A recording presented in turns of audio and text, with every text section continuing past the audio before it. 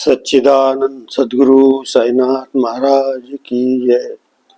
अब आपको मैं एक बाबा की बहुत ही विचित्र लीला का चमत्कार बताता हूँ।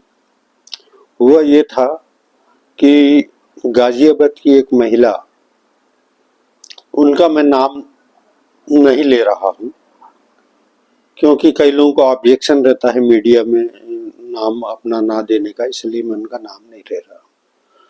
तो उन्होंने मुझे 15 मई 2019 को दिल्ली में हनुमंत सोलंकी के यहाँ भजन करते हुए सुना था और उनको भजन इतने पसंद आए थे कि वो मन ही मन उस समय मुझे गुरु मान बैठी थी। हमारा एक ग्रुप चलता है साईं चरित्र अखंड पारायण, जिसमें हम भक्तों के लिए, जो भी भक्त मुसीबत में रहता है या बीमारी रहती है, उनके लिए हम लोग पारायण करते हैं। तो हुआ ये कि वो महिला 2021 में गुरु पूर्णिमा के दिन उसने साईं चरित का पाठ का पारायण रखी। तो शाम के समय उसने मुझको टेलीफोन किया, बोले गुरुजी मैंने ऐसा है कि मैंने साईं चरित का पारायण रखा हुआ है और गुरु को कुछ अर्पित किए बिना कार्य सिद्ध नहीं होते हैं, तो मैं कुछ पैसे भेजने जाती हूँ। तो मैंने भेज दो भाई, जो गुरु है उसको भेज दो। बोले नहीं नहीं गुरुजी मैं आपको ही भेजने थे। तो मैंने कहा कि मैं कहाँ का गुरु हूँ, मैं तो कोई गुरु नहीं हूँ, मैं तो सेवक हूँ। नहीं नहीं गुरुजी मैं तो आपको गुरु मान चुकी हूँ, इसलिए मैं आपको ये पैसा भेजूंगी। और उसने हट पकड़ ली। तो मैंने कहा अच्छा ठीक है तुम भेज दो। पैसा तो उसका मेरे पास में आ गया, लेकिन उसी समय मैंने ठान लिया कि मैं ये पैसा रखूंगा नहीं और इससे ज़्यादा का इसको कोई भी सामान या कोई ऐसी चीज़ डिलीवर कर दूंगा। कुछ दिन बाद क्या हुआ कि मेरे एक परिचित मूर्तिकार हैं, योगेश भारद्वाज, जयपुर में रहते हैं। तो उन्होंने अगस्त माह में मुझे वीडियो, जब भी वो मूर्तियां बनाते हैं तो वीडियो कॉल करके मुझे दिखाते हैं। तो उन्होंने मुझे वीडियो कॉल करके दिखाई थी। उन्होंने हाथ के पंजे में एक बाबा की मूर्ति बनाई थी। तो उन्होंने मुझसे कहा कि गुरुजी ये मूर्ति मैंने दिल्ली के एक भक्त के लिए बनाई है। उन्होंने दिखाया कैसी बनी, मैं बोला बहुत ही बढ़िया बनी है। उसके बाद उन्होंने दूसरी तरफ फोकस किया, तो मैं बोला ये दूसरी मूर्ति किसके लिए? तो बोले पता नहीं बाबा जी कैसे एक मूर्ति और बन गई है एक्स्ट्रा। मैं बोला नहीं, अब इस मूर्ति को तुम किसी को नहीं दोगे, मैं तुमको जो एड्रेस दूंगा उसी एड्रेस पे तुम जो है उस मूर्ति को कोरियर कर देना। तो बोला ठीक है गुरुजी। तो मैंने उस महिला से, गाजियाबाद में रहने वाली महिला से, मैंने उसका एड्रेस पूछा और एड्रेस पूछने के बाद में योगेश भारद्वाज को बोला कि ये तुम मूर्ति भेज दो। तो उस मूर्ति का मैंने पैसा भेजना चाहा तो उसने बोला कि नहीं मैं नहीं लूंगा। मैं बोला बिना पैसे की मैं मूर्ति नहीं लूंगा। तो जो जितना पैसा उसने भेजा था उसका 2 गुना से ज्यादा पैसा मैंने वो मूर्ति दे करके उसको बोला कि तुम उस एड्रेस पे डिस्पैच कर दो।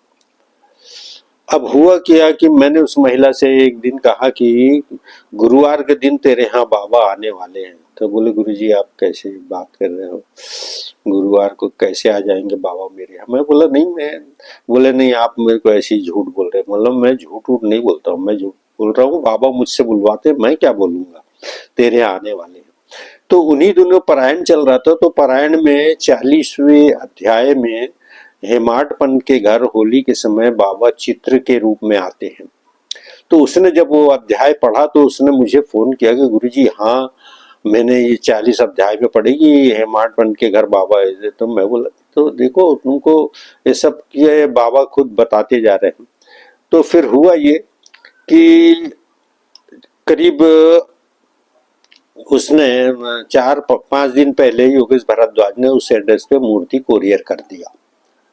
अब हुआ ये कि गुरुवार के दिन, इसको सितंबर के महीने में गुरुवार के दिन जिस दिन रहना था उस दिन इनके चाचा की डेथ हो गई। तो ये अपने मेरठ गांव पास मवाना वहां जा रही थी। तो इनके घर में इनका भाई रुका हुआ था।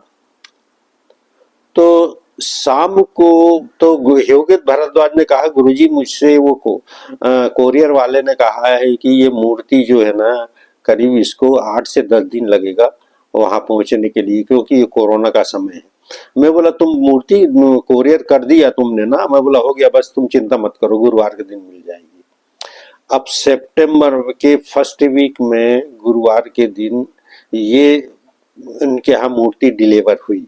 इनका छोटा भाई घर में था, बाकी लोग सब इनके चाचा के डेथ हुई थी वहां चले गए थे। तो उसके भाई ने डिलीवर मूर्ति करने के बाद में उसने खोल करके देखा तो बाबा की मूर्ति, परंतु उसका एक अंगूठा टूटा हुआ था। तो हुआ ये था कि दोपहर में जब मैं पूजा कर रहा था करीब 12-1 बजे, तो मेरे नाती के हाथ से वो घंटी छूट करके मेरे पैर के अंगूठे में गिर गई थी। मैं बोला यार ये कैसा हुआ, और मेरे को बहुत दर्द हुआ अंगूठे में पैर के। फिर मैंने खाना खाने के बाद अचानक फोन किया उस महिला को, तो बोले हम लोग मेरठ जा रहे थे, तो रास्ते में हमारी गाड़ी का गियर फंस गया और हमारी गाड़ी खराब हो गई।